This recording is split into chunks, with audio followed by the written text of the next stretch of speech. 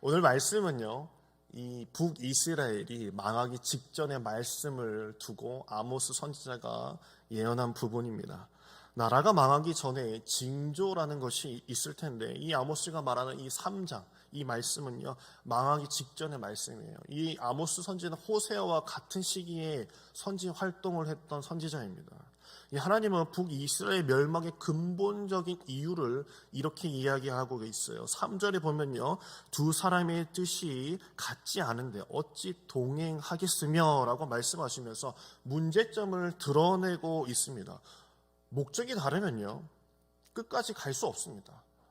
사업 파트너도 아무리 그 사이 좋은 형제지간에도 사업, 동거래는 하지 말아야 되잖아요. 그렇죠? 목적이 같으면 괜찮지만 그런 것이 틀어지면 쉽지 않습니다. 하나님은 같이 동행하기를 원하셨는데, 얘들아 지금 보니까 너랑 나랑 같이 하기가 어렵겠다, 헤어지자 라는 말씀을 하고 계신 거예요. 요즘 코로나로요, 다들 거리두기를 잘 하고 있습니다. 추석에도 거리두기 하고 그 맛있는 휴게소 음식들도 못 먹어가면서 거리두기를 잘하고 있어요. 밥집에서도 테이블 건너뛰고, 커피 스타벅스에서도 다 뛰어서 앉고 막 그런 실정이죠. 그런데 제가 이렇게 걸어 다니면서 느꼈던 게 하나 있어요. 이렇게 거리두기를 하고 있음에도 불구하고 죽어도 안 떨어지는 사람들이 있더라고요. 젊은 연인들이에요. 젊은 연인들. 제가 이게 번화가나 이런 데를 가다 보면은 신호등에서 같이 서 있잖아요. 저는 저희 아이들도 이렇게 멀찍멀찍 이제 떨어뜨려서 이제 신호등을 건너거든요. 그런데 젊은 연인들은 정말 두 손을 꼭 잡고 있어요. 굳이 잡지 않아도 될 것 같은데 꼭 잡고 있고, 좀 뭐라 그럴까, 남이 보이지 않는 것 같아요. 사랑에 빠지면 둘이 막 껴안고 있고 막 그런 거 있어요. 여기 더 달달 앞에 다비치안경 앞에서도 그런 분들이 참 많으시더라고요. 코로나가 그들을 가로막지 못하는 것 같아요. 왠지 떨어져 있으라고 해도 그렇게 붙어 있잖아요. 이 이야기를 하는 거는요, 제가 이제 어렸을 때 이제 대학교 다닐 때 그럴 때는 말하는 거예요. 번화가라고 하긴 그렇지만 대학로라든지 명동도 엄청 큰 거 같지만은 거리가 비슷비슷하거든요. 거기가 거기거든요. 카페에서 제가 앉아 있으면은 대학로든 명동이든 이런 커플이 있어요. 카페에서 차를 마시고 있으면 아까 지나갔던 커플이 또 지나가요. 또 지나가고 한 바퀴를 돈 거죠, 거기를. 근데 또 그 커플이 또 지나가. 근데 그 커플이랑 저랑 눈이 마주쳤어요. 그 사람들도 살짝 민망했는지, 자기들이 이제 손잡고 계속 도는 게 조금 민망했는지 그 다음부터 보이지 않더라고요. 사람이요, 같이 걸어가는 거, 아무리 거리두기를 해도 그 연인들은 같이 걸어갑니다. 같은 곳을 바라보며 걷는 것, 목적이 같기 때문에 같이 걷는 것이거든요. 같이 걷는 것이라는 것은요, 그 사람의 발걸음에 맞춰서 가는 것, 그것이 같이 걷는 거예요. 이게 젊은 연인들은 이게 가능합니다. 이 나이 드신 부부들, 저는 아직까지는 이렇게 막 떨어져서 가진 않는데, 나이 드신 분들이요, 딱 등산할 때 보면 딱 알아요. 나이 드신 분들은 부부 남편이 먼저 앞에 가요. 먼저 앞에 가고 부인이 저 뒤에서 따라오죠. 왜 이렇게 빨리 하나 그러면은 빨리 갈게 하면서 막 이렇게 따라가는 부부들 많거든요. 그게 이제 나이가 들면서 이제 오래 살면서부터 이제 그런 현상이 벌어지는 것이거든요. 하나님께서는 200년 동안 이 북이스라엘을 관찰하시면서 같이 걷기를 원하셨는데, 그들을 살펴보니 마지막 결론은 이거였어요. 너랑 나랑 다르구나. 너랑 나와의 목적과 너와 나와의 걸음 차이가 크구나 라는 것을 이야기하셨어요. 이스라엘 백성과 하나님은 따로 논 것입니다. 우리에게 가장 중요한 목적은 하나님이며 구원에 있어야 했지만 달랐던 것이에요. 오늘 이 3장 말씀은요, 하나님께서 가지시는 마음과 우리의 목적과 다르냐, 그것이 문제였습니다. 여기서 승패가 달라지는 것이에요. 그럼 하나님의 목적은 무엇일까요? 아모스 3장 2절을 보면요, 내가 땅의 모든 족속 가운데 너희만을 알았나니 라고 이렇게 이야기를 하셨어요. 너희만을 알았느니 땅의 족속들이 아주 많지만 나는 너희만을 알았다라고 말씀하고 계세요. 하나님께서 무슨 애굽, 아스르, 페르시아, 유럽 그런 국가들 이 한국을 아예 모르고 계셨다는 뜻이 아닐 거라는 것은 아실 겁니다. 그럴 리 없죠. 여기서 말하는 것은 다른 나라도 다 알고 있지만 내가 너희들을 사랑했다라는 뜻을 보여주시는 것이죠. 쉽게 말해서요, 남편이 아내에게 이렇게 얘기하는 거예요. 난 당신밖에 몰라. 난 당신밖에 몰라. 라고 이렇게 이야기하는 거와 똑같은 거예요. 다른 여자를 전혀 모른다는 게 아니라, 다른 여자가 전혀 없는 게 아니라, 아무리 세상에 많은 여자가 있을지라도 나는 당신만 본다라는 뜻이죠. 하나님의 유일한 목적은 이스라엘 백성들이었어요. 그때는 이스라엘 백성들이었어요. 그러면 이스라엘 백성들의 목적은 무엇이었을까요? 하나님이었을까요? 그들의 목적은 하나님이 아니었습니다. 이게 문제의 핵심이에요. 하나님보다 자신의 욕망이 더 컸어요. 하나님보다 내 욕구를 따라가는 것, 내가 잘 사는 것, 그것이 더 목적이 돼버린 것이죠. 이스라엘 백성들에게 하나님에겐 그냥 복을 주는 그냥 도구에 불과했습니다. 사람이 신앙을 가질 때 신앙의 본질을 처음부터 깨닫지는 못해요. 예수님께서도 복음서에 보면은 오병이라든지 병자를 고친다든지 그런 접촉점을 가지고 이 예수님께 또 하나님께 되돌아올 수 있는 기회를 주시는 것이죠. 그런데 그 너머에 나에게 구원과 또 삶에 다시금 살 수 있는 그런 희망을 주시는 것, 영혼을 책임지신다는 그 분을 깨닫는 것, 그 너머의 것을 깨닫기를 원하시는 것인데 이스라엘 백성들은 그 단적인 부분만 그것을 알아버리고 나의 영혼, 나의 구원을 책임지시는 하나님이라는 것을, 내가 정말 주인은 어떤 존재를 믿어야 할지를 그들은 깨닫지 못하고 그저 이용 도구로 남아 있었던 것이에요. 하나님이 이스라엘 백성들을 예의주시하시면서 보았지만 이스라엘 백성들은 그렇지 못했습니다. 결국 하나님께서 내린 결론은 목적이 달랐구나. 너와 나의 목적이 달랐어. 너에게는 내가 목적이 아니라 다른 것이 목적이었다는 사실을 내가 알아버렸단다. 남편과 살기는 하지만 그 남편이 늘 다른 여자를 마음에 품고 있다면 그거 아내가 모를까요? 눈만 봐도 알지 않을까요? 그 하나님이 모르실까요? 얼마나 슬픈 말입니까? 그렇다면 하나님은 이 이스라엘 백성들의 마음을 어떻게 아신 것일까요? 하나님이 그들의 마음이 보이지 않으시니 그들의 마음을 보시고자 어떻게 하셨냐면 그들이 그렇게 원하는 것을 줘보십니다. 이 남자의 마음, 그 사람의 기질은요, 이 남자의 기질은요, 딱 두 가지 줘보면 압니다. 하나는 술을 먹여보면 알고, 하나는 돈을 줘보면 압니다. 없으면은 아무 탈이 없어요. 그런데 술 먹여보면요, 그 남자가 어떤 사람인지 알아요. 여기는 잘 모르겠지만, 돈을 줘보면 알 수 있어요. 지갑에 돈이 차기 시작하면은 왠지 딴 생각하는 사람들이 있습니다. 없을 것 같지만 분명히 있어요. 그래서 저는 하나님께서 아무것도 주시지 않고 정말 먹고 살 그 정도만 주시는 것 같아요. 어느 날 저희 아내랑 이런 얘기를 하다가 정말 당신한테는 하나님이 딱 주시는 것만 딱 주시는 것 같아. 저도 그래서 그래 맞아. 감사하다. 내가 딴 주머니 차지 않을 수 있도록 하나님께서 아주 다 잘라버리신 것 같아. 라는 생각을 하게 됐거든요. 하나님은 정말 그들이 원하는 풍요함과 안정감을 정말 주셨습니다. 이 아모스 시대는요, 신학자들이 이렇게 얘기해요. 아모스 시대는 정말 이해할 수 없는 풍요로움이 있었던 시절이라고 말하고 있어요. 여로보암 2세가 그 시대의 왕이었습니다. 그가 다스릴 때는요, 솔로몬 이후에 솔로몬의 시대가 부흥한 것처럼 다시 회복된 것만큼 풍요로웠다라고 성경에서는 이야기를 하고 있어요. 아이러니한 것은 풍요로울 수 있는 이유가 전혀 없었다라는 거예요.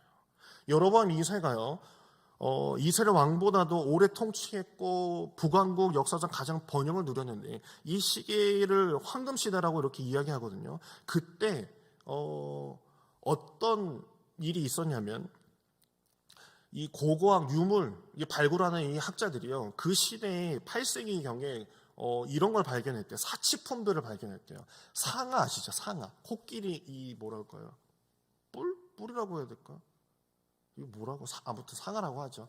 상아를 그들이 많이 가지고 있었다라는 것이 발견이 됐어요. 이 무기도에서 많이 발견이 됐거든요. 성경에서도 나오는 부분이 있습니다. 아모스 6장 4절에 보면 이렇게 말씀하고 있어요. 아모스 6장 4절이에요. 제가 잠깐 읽을게요. 상아 상에 누우며 침상에서 기지개 켜며 양떼에서 어린 양과 우리에서 송아지를 잡아서 먹고 비파소리에 맞추어 노래를 지절거리며 다이처럼 자기를 위하여 악기를 제조하며 대접으로 포도주를 마시며 귀한 기름을 몸에 바르면서 요셉의 환난에 대하여는 근심하니 아니하는 자로다라고 이렇게 얘기하고 있죠. 상에 누워 있대요. 상하상. 오늘날로 치면은 별 5개 돌침대, 아주 좋은 침대 있죠. 그런 침대를 딱 깔아놓고 거기에 누워서 이렇게 잠을 많이 잤다라는 이야기를 하고 있는 거예요.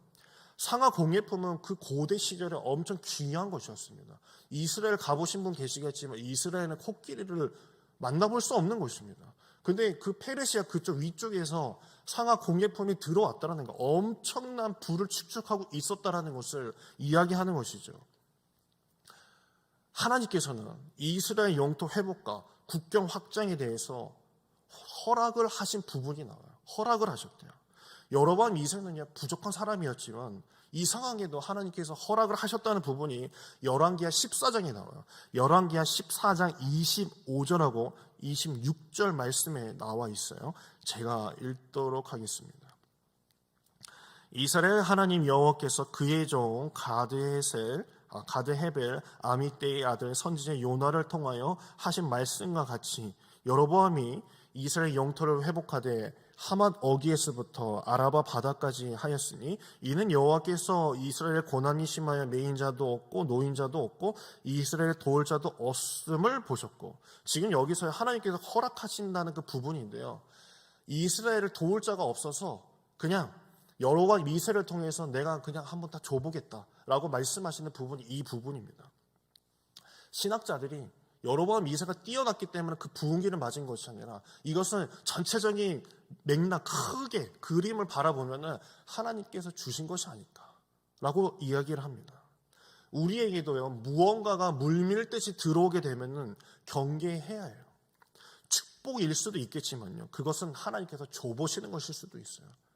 다는 그렇지 않겠지만 분명히 그런 일은 있습니다. 하나님께서 한번 그들에게 필요한 것을 주십니다. 없을 때와 있을 때 마음이요, 분명히 사람에게는 나오게 되어 있어요. 너무나 힘든 시간에도 그 마음이 나올 수 있겠지만요, 더 무서운 것은 부강했을 때, 내 것이 차고 넘쳐났을 때 그 마음이 진짜 마음일 수 있어요. 하나님께서 마지막으로 꺼낸 카드, 북이스라엘 망하기 직전 하나님께서 줘보신 것은 풍요로움과 안정감이었습니다. 신앙을 보여주지 않으니까 이번에 줘보면 그들의 마음이 보일까 하면서 그들에게 준 것이죠. 그래서 오늘 말씀에 아모스 3장 3절에 이렇게 말씀하신 거예요. 두 사람이 뜻이 같지 않은데 어찌 동행하겠으며, 내가 다 줘봤는데 너와 나의 길이, 너와 나의 목적이 다르다라고 말씀하셨어요. 다른 문제는요, 조정하면 돼요. 이혼하려는 부부도요, 부부 상담하면서요 좀 조정하고 마음도 풀면 상관없어요. 부부도 성질이 다르거나 기질이 다르거나 아니면 남편이 돈을 좀 못 벌어와도 거기 맞춰서 살고 그냥 그렇게 사랑하면서 살면 되는데, 남편이 아내에 대한 마음이 전혀 없으면 다른 여자가 좋다고 하면 그거 교정이 되지 않는 거거든요. 이스라엘 백성은 그들의 목적은 하나님이 아니었습니다. 사무엘상 13장을 보면요, 사울이 일주일 동안 사무엘을 기다렸다가 사무엘이 오지 않자 자신이 제사를 드려버리고 폐위를 당하는 일이 있죠. 나라가 길지 못할 것이다 라고 사무엘상 13장 14절에 보면 나오고 있습니다. 전쟁 상황이 급한 거 당연합니다. 솔직히 늦은 건 사무엘이잖아요. 그렇죠? 매너도 없어요. 미안하다는 말도 한마디도 하지 않고 아주 그냥 딱 딱 대놓고 너 폐위될 거야 라고 띡 하고 그냥 다 가버립니다. 얼마나 사무엘이 얄밉겠어요. 이것은 사무엘이 신경질 나서 폐위한 것이 아니라 하나님께서 신경질 나서 그를 내려놓은 것이 아니라는 것을 기억해야 됩니다. 일주일 동안 하나님이 보고 싶으셨던 것은 사울의 밑바닥이 있는 사울의 목적이었습니다. 일주일 동안 기다리신 것은 무엇이었을까요? 어쩌면 이런 고백이 아니었을까요? 하나님, 제가 참 급합니다. 애들이 지금 군인들이 다 탈영하고 집에 돌아가고 있어요. 제가 어찌 할 방법이 없습니다. 하나님이 저와 전쟁에 가주시지 않으면 저 어떻게 될지도 모릅니다, 주님. 제 인생의 목적이 밥 먹고 사는 것도 뭐 이 전쟁도 아니고 하나님과 동행하는 것인데 주께서 사무엘을 보내주시지 않으면 그냥 뭐 전쟁 지죠 뭐. 이런 고백이 아니었을 거예요. 우리는 결국 저는 이겼어요 라고 말하는 사울을 이 성경에서 보았습니다. 우리의 신앙은 결단에서 나오는 것입니다. 하나님을 내 주인으로 여기는 그때 바로 하나님이 나의 목적이 되었을 때 그때부터 진정한 신앙이 시작이 되는 거예요. 나의 주인으로 나의 목적이 되고 나의 영혼을 구원하시는 분이 바로 하나님이시다라는 것을 깨달았을 때 그때부터 진정한 신앙이 시작이 되는 것이죠. 내 인생의 목적이 무엇인지 우리는 고민해 봐야 됩니다. 인생의 큰 위기를 만났을 때 회사든 가정이든 우리는 이 생각을 해야 됩니다. 하나님께서 우리에게 뭐라고 질문하실까? 너는 목적이 무엇이냐? 살아가는 목적이 무엇이냐? 잠깐 휘청거리는 이 시대에 너희는 목적을 혹시 잃어버리지는 않았느냐라는 것이죠. 앞에 이제 PPT로요. 영화의 한 장면이 이제 나올 거예요. 천국의 아이들이라는 이 이란 영화가 있습니다. 저는 이란 영화를 잘 모르는데 작년에 방구석 그 영화인가? 그 있어요. 그 영화 리뷰해주는 그 JTBC 프로그램에서 이 천국의 아이들이라는 이 영화를 한번 소개해 주더라고요. 다른 거 하나 있죠. 요 두 남매 이야기입니다. 요 두 남매 이란 이 조그마한 제가 봤을 때 초등학교 한 3, 4학년쯤 돼 보이는 이 두 아이가 학교를 다니고 있는데 이 오빠가 이 동생의 구두를 수선해 주다가 오빠가 동생의 구두를 그만 잃어버리고 말아요. 근데 이 동네가 못 사는 동네였기 때문에 구두 한 켤레, 그 다음에 오빠가 신고 있는 운동화 한 켤레였어요. 그러니까 동생이 아주 난리가 난 거예요. 부모님께 말하면 왠지 얻어 터질 것 같고, 그래서 말도 못하고 이 오전반 오후반, 예전부터 오전반 오후반 하셨죠. 오빠가 오전반 갔다 와서 이제 동생이 오후반 갈 때 자신의 운동화를 동생에게 주고, 그거를 수일간 이렇게 계속 왔다 갔다 하다가 그만 그 물에 다 젖어버려가지고 이 동생이 학교에 가지도 못하는 상황까지 일어납니다. 그러니까 오빠가 이 미안해가지고 또 동생은 오빠를 막 원망하면서 막 토라져가지고 삐져가지고 집에서 나오지도 않고 막 그런 일이 계속 반복적으로 일어납니다. 그러다가 이 오빠가의 귀에 솔깃한 이야기를 들어요. 마라톤 대회가 동네에서 아주 크게 열리는데 거기서 상품이 운동화라는 거예요. 운동화. 그래서 동생한테 가서 이야기를 합니다. 야, 내가 마라톤 나가가지고 상품으로 운동화 꼭 가져올게. 나만 믿어 하면서 내가 이번에 꼭 너한테 운동화 줄게 하면서 막 열심히 막 뛰어다녀요. 동네를 누벼가면서 정말 열심히 뛰어다닙니다. 그리고 첫 장면에서 보셨던 것 같이 이 남자 아이가 열심히 마라톤 연습을 하고 마라톤 대회에 이제 출전을 하게 돼요. 근데 출전을 하고 나서 어떤 일이 벌어지냐면 알고 보니까 1등이 가장 큰 무슨 컴퓨터 같은 상품이었고 3등 상품이 운동화였던 거예요. 얘는 죽어라 뛰어야 돼요. 동생이 아른아른 거려요. 오빠 못 가져오면 죽어 하면서 막 이렇게 아른아른 거려요.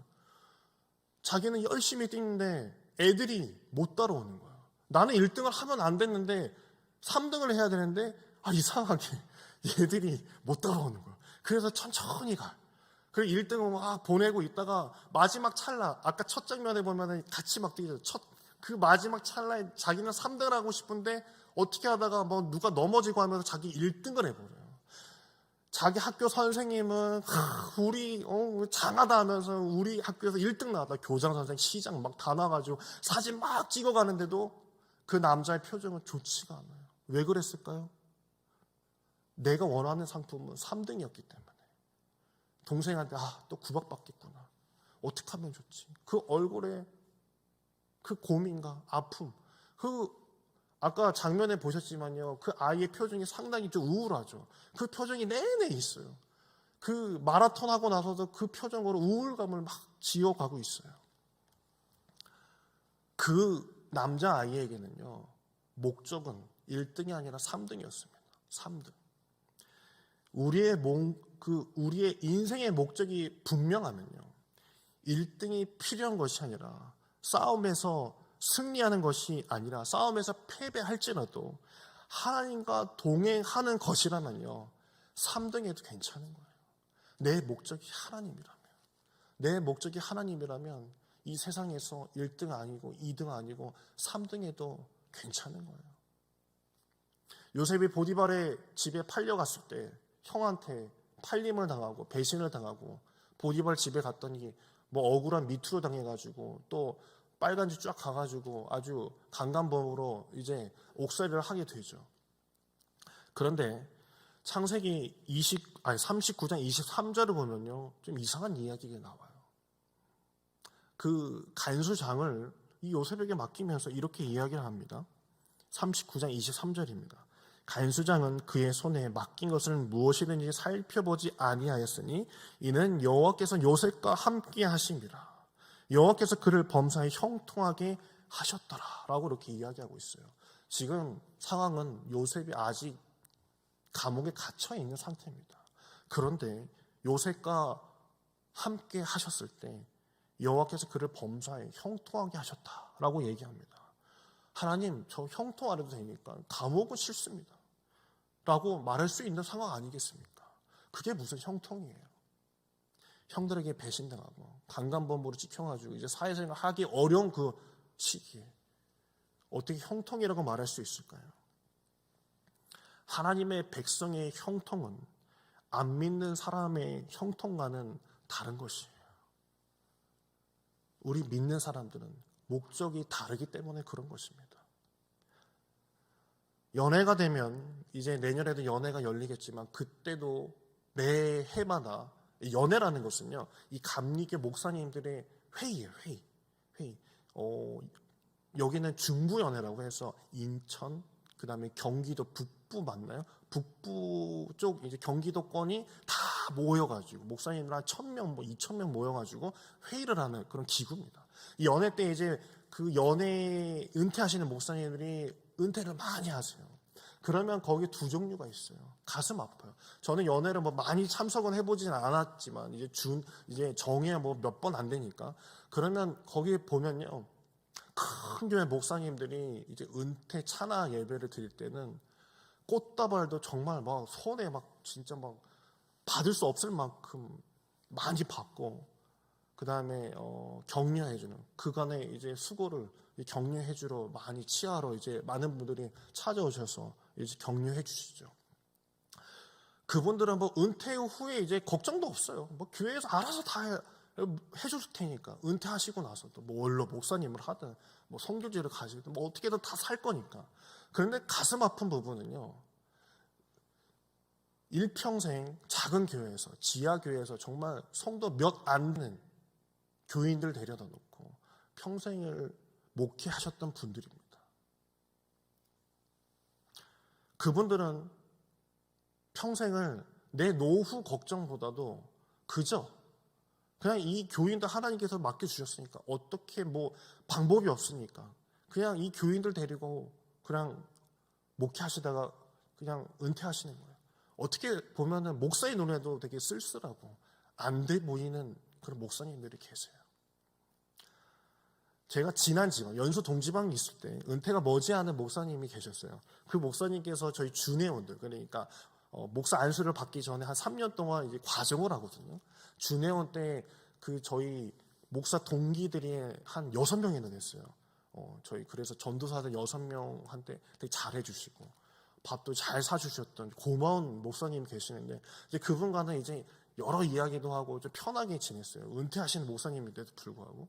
근데 그분이 이제 밥을 먹으면서 제가 이렇게 물었어요.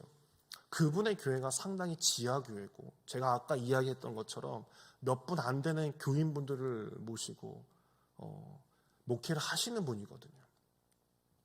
그런데 그분의 설교를 들으면 정말 어떤 큰 교회를 비하지 않아도 정말 엄청난 분이세요. 제가 목사님한테 솔직히 얘기했어요. 친했을 때 뭐 이렇게 버릇없는 게 아니라 목사님 충분히 진짜 큰 교회 가실 수 있었을 것 같은데 저번에도 말씀하시는 거 보니까 왜 안 가셨어요? 그런 얘기가 있었죠.